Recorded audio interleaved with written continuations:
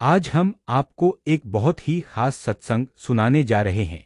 11 अगस्त का बाबा जी का सत्संग। जरूर सुने दिल को छू लेने वाले वचन। यह सत्संग केवल शब्दों का मेल नहीं है, बल्कि यह आपके मन, आत्मा और पूरे जीवन को छू लेने वाला अनुभव है।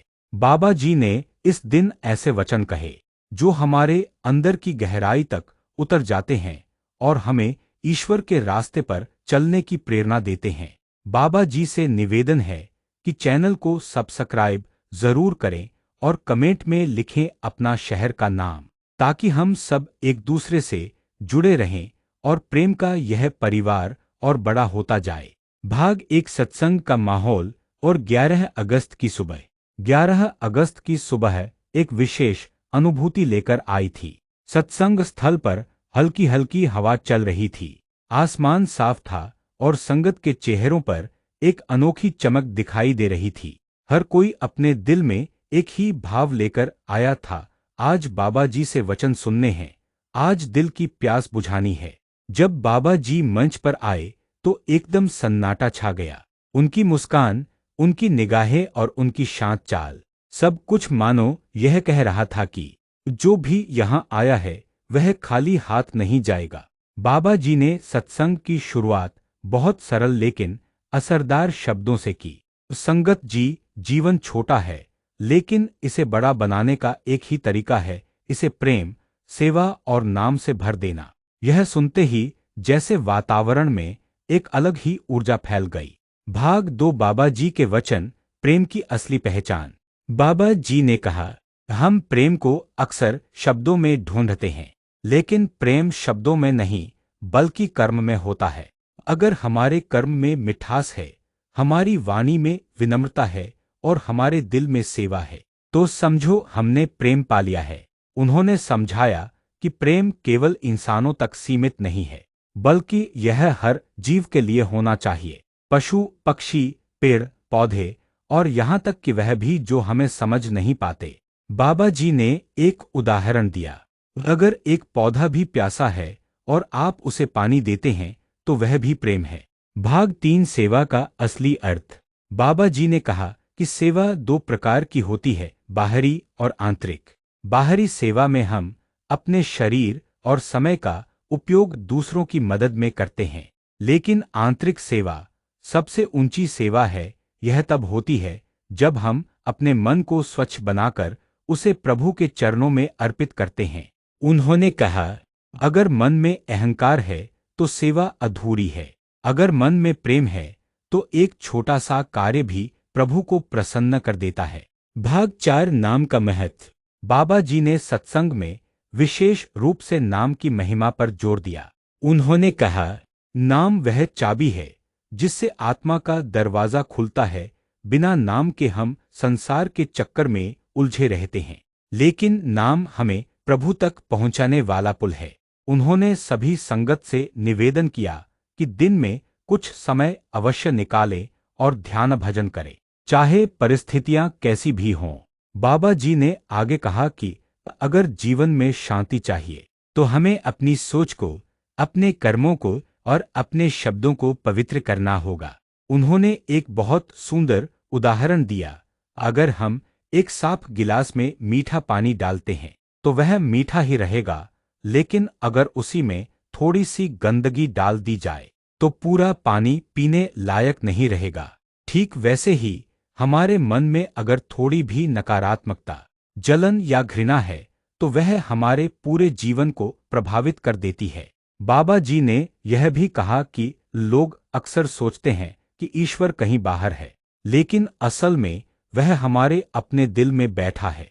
उन्होंने हमें ध्यान दिलाया कि बाहरी दिखावे, बड़े आयोजन या महंगे चढ़ावे से भगवान प्रसन्न नहीं होते।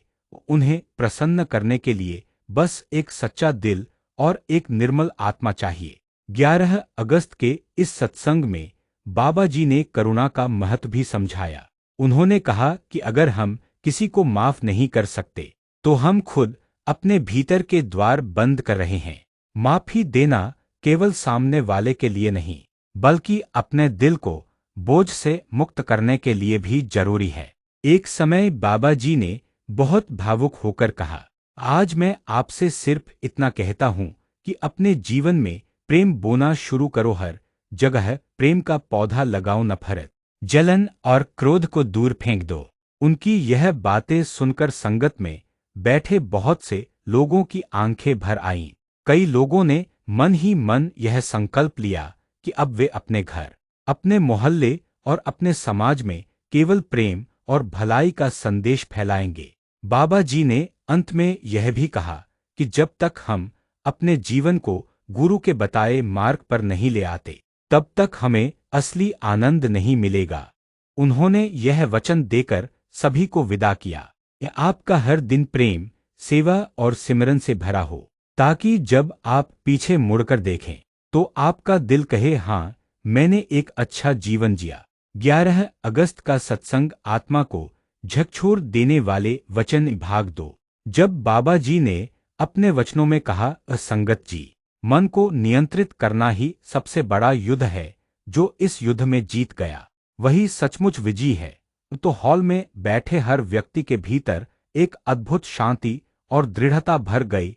यह शब्द केवल कानों से नहीं बल्कि दिल से सुने गए। बाबा जी ने आगे कहा, हम जीवन में जो भी चाहते हैं वह सब ईश्वर ने पहले ही तय किया है, लेकिन हमें यह समझना होगा कि जो भी हमारे पास आता है वह हमारे हित के लिए ही है।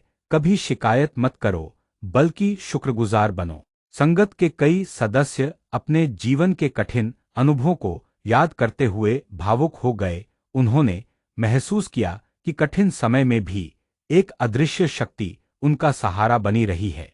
बाबा जी ने एक और सुंदर उदाहरण दिया, एक बच्चा जब गिरता है तो मां दौड़कर उसे उठाती है, उसी तरह जब तुम गिरते हो तो परमात्मा भी तुम्हें उठाता है।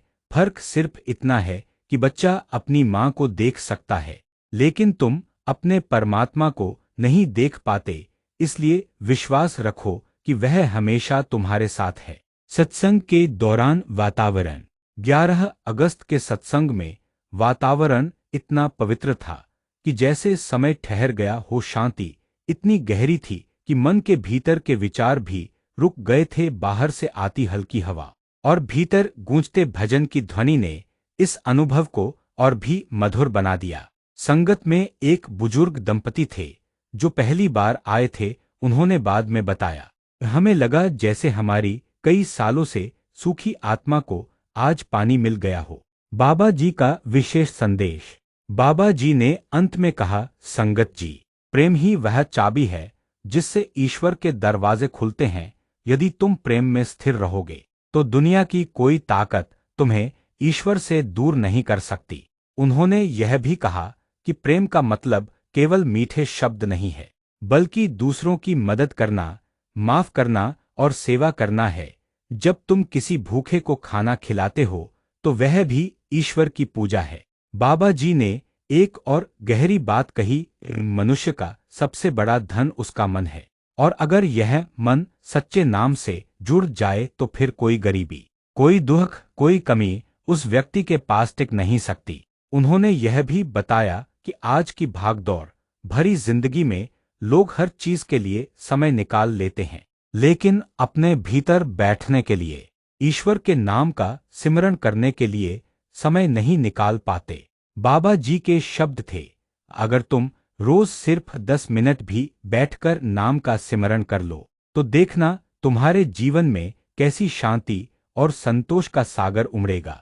एक प्रसंग सुनाते हुए बाबा जी ने कहा कि एक साधक रोज मंदिर जाता था, पूजा करता था, लेकिन मन में शांति नहीं थी। वह बाबा जी के पास आया और बोला, बाबा जी, मैं रोज पूजा करता हूँ लेकिन मन अशांत है।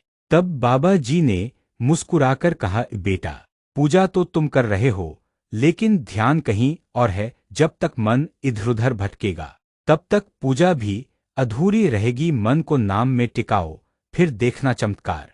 बाबा जी के वचन ऐसे थे कि सुनने वाला हर व्यक्ति अपने दिल में झांकने पर मजबूर हो जाए। उन्होंने एक जगह कहा, सच्चा प्रेम वही है जिसमें कोई स्वार्थ न हो। ईश्वर से प्रेम करो बिना किसी शर्त के, बस प्रेम करो क्योंकि वह तुम्हारा सृजनहार है। ये वचन सुनकर कई लोगों की आंखें नम हो गईं। एक बुजुर्ग महिला ने सत्संग के बाद आकर बाबा जी से कहा, ए बाबा जी, आपके वचन सुनकर मुझे लगता है कि मैं फिर से जी उठी हूँ। बाबा जी ने बड़े प्रेम से उत्तर दिया, अब बेटा, यह मेरी बात नहीं, यह तो उस परमात्मा का संदेश है जो हर आत्मा में बसा है। बाबा जी ने अपने वचनों में कहा, जो भी संसार में हो रहा है वह तुम्हारी आत्मा की यात्रा का हिस्सा है, इसे स्वीकार करो, इसे अपनाओ और इससे सीखो। यह वाक्य सुनकर कई संगतजन की आंखें नम हो गईं, क्योंकि उन्होंने महसूस किया कि हम अक्सर घटनाओं को स्वीकार करने के बजाय उनसे लड़ते रहते हैं और इस लड़ाई में अपनी शांति खो देते हैं। उन्होंने यह भी कहा कि जब हम ईश्वर पर भरोसा कर लेते हैं तो हमारे भीतर एक अजीब सी शक्ति आ जाती है।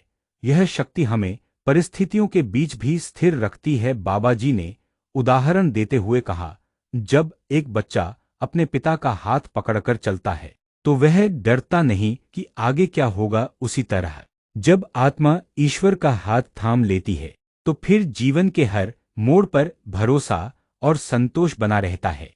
इस सत्संग में बाबा जी ने सेवा के महत्व पर भी जोर दिया।